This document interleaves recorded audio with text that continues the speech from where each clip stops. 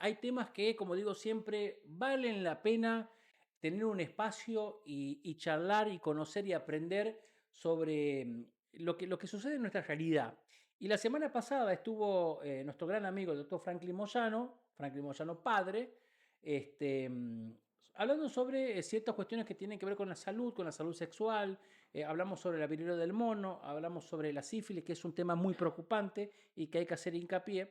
Pero había quedado en el tintero una cuestión que, como tantos otros temas, todavía son un tema tabú, ¿sí?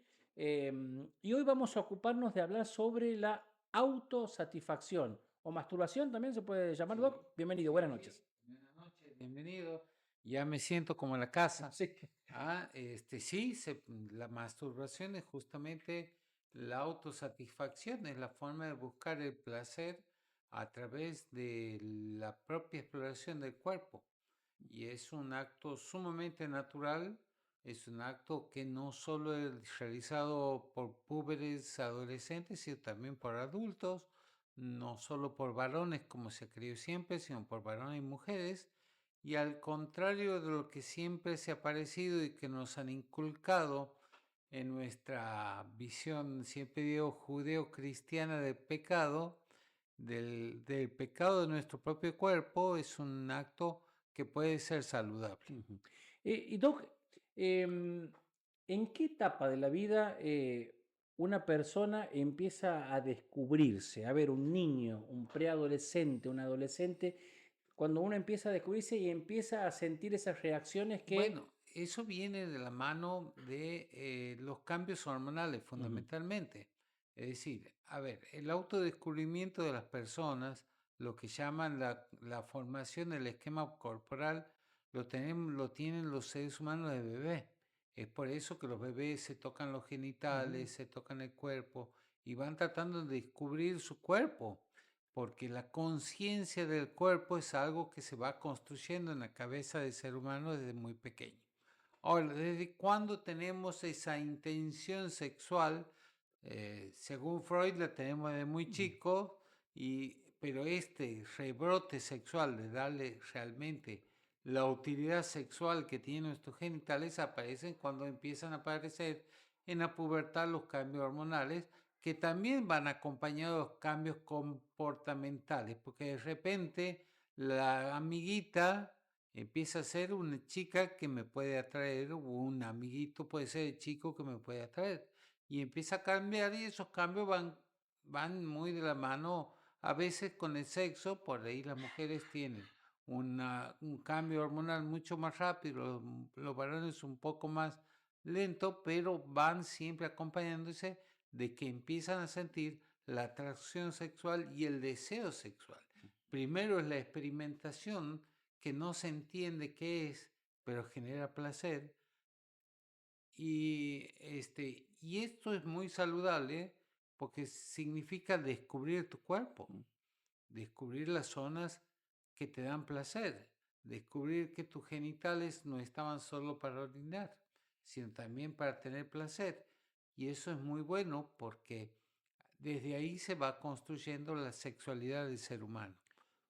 Doc, existen también, yo escucho por ahí el sueño húmedo, poluciones nocturnas, algo así. Bueno, sí, Es también... sí, no, también es perfectamente, forma parte en el desarrollo y tiene que ver con que este cuerpo está produciendo hormonas que su cuerpo aún no sabe cómo utilizarlas y puede producirse eyaculaciones nocturnas involuntarias, que sorprende mucho al puber porque no sabe realmente qué ha pasado ni de qué se trata, pero en el fondo siente que ha generado placer. Ujú. Entonces, eso es el descubrimiento. Yo te diría, el descubrimiento de algo mágico para el ser humano que es el placer. Sería muy distinta nuestra vida si nunca descubriríamos qué es el placer. Claro, bueno, eso ya entonces es Es natural en el hombre. natural, es muy natural en Claro. todos los seres humanos. Imaginémonos una vida en donde no conozcamos qué es el placer sexual. Sería muy difícil para un ser humano. Entonces, siempre digo que somos la única especie, por lo menos que yo conozca, en donde tenemos el sexo, no solo para reproducirnos, sino también para generar placer. Y eso es muy importante porque el placer también significa una descarga de neurotransmisores que generan bienestar en la persona. De ahí venía lo que te comentaba el otro día, que también forma parte de terapéuticas que hoy en día se han demostrado que producen beneficios. Bien, por ejemplo, El sueño, por ejemplo, la gente con trastorno de sueño por exceso de estrés. A ver, tengamos, para que la gente se dé cuenta, tenemos hormonas buenas y hormonas hormonas malas. malas. Vamos a ponerlo así. La hormona mala de por sí, cuando se desencadena en mucha cantidad, es el cortisol. Es la máxima hormona referente del estrés. Es la que nos hace la taquicardia, la que nos hace estar nervioso, ¿Te eleva la la presión que también? te eleva la presión, no te deja dormir, vives preocupado, ansioso. El exceso de cortisol. Y el cortisol es bueno en su medida, en su máxima expresión y todo el día genera desequilibrios, entre otros la pérdida del sueño. Entonces, después existen para contrarrestar hormonas que generan placer, que son las llamadas endorfinas, porque produce placer, que son la oxitocina, la dopamina, la serotonina. La serotonina, por ejemplo, está relacionada con lo que uno come. Por eso se habla de la comida afrodisíaca. Claro, Hay algunas comidas que estimulan más la serotonina, por ejemplo, el el chocolate. chocolate. Ajá. ¿Ya? Una cita, por ejemplo, el chocolate no El puede faltar. chocolate viene bien, el alcohol en El su alcohol. medida también, pero la oxitocina es la hormona relacionada con la parte sexual. Y mire, está tan relacionada que incluso, saliendo del tema este del autoplacer, la oxitocina es tan buena que incluso se libera cuando la mujer da de mamar. Y genera que la mujer por muchos años no desee cortar la lactancia, justamente porque la hace sentir bien, porque está librando cada vez que da de mamar a su hijo oxitocina que le produce placer. Quizás no el placer sexual que Claro, produce cuando se produce un orgasmo, pero pero sí sí algo. placer de sentirse bien. Entonces, estas hormonas van a competir. Entonces, el provocar la autosatisfacción es provocar un orgasmo en nuestro cuerpo. Y el orgasmo está relacionado esencialmente con la liberación de oxitocina, tanto en el hombre como en la mujer, mediado por otras hormonas, como la testosterona o los estrógenos. ¿Sí? Pero al liberarse la oxitocina en una cantidad excesiva, porque hace un pico de oxitocina, genera el bloqueo del cortisol y produce inmediatamente el efecto contrario, que es al bloquearlo la relajación. Por lo tanto, durante el sueño o en el estrés excesivo, tiende a provocar sueño y relajación, con lo cual la persona se va a sentir mejor al otro día.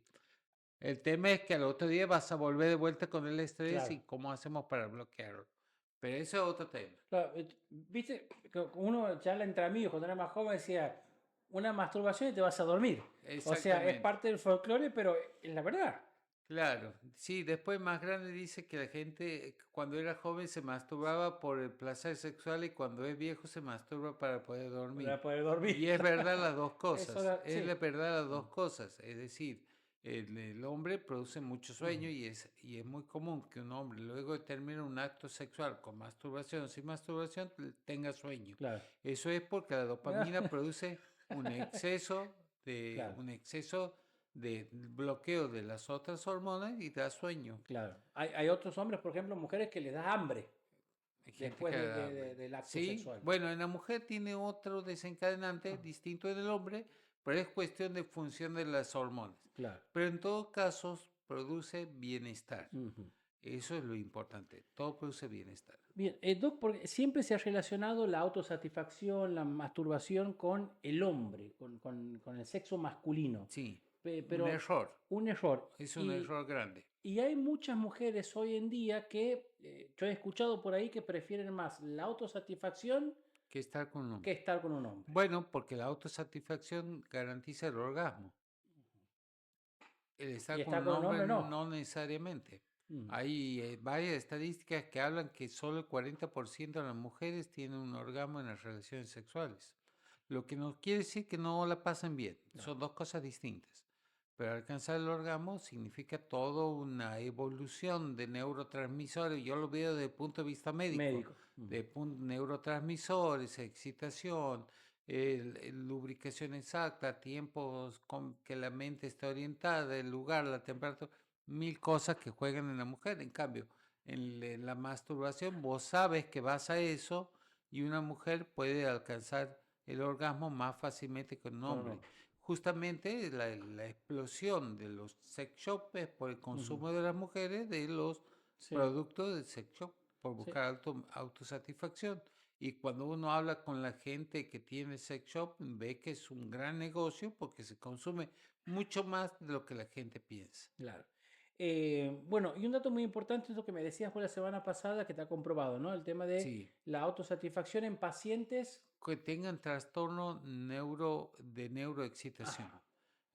¿Por qué? Por esto mismo también. En los trastornos de neuroexcitación hay un bloqueo de hormonas que se llama la dopamina. Mm. Los dopaminérgicos son todos aquellos medicamentos que van a, por ejemplo, trabajar evitando las convulsiones y esas cosas. Entonces, cuando uno genera sustancias como la oxitocina que va a estimular la liberación de dopamina, la dopamina es la sustancia que se libera cuando nos gusta algo.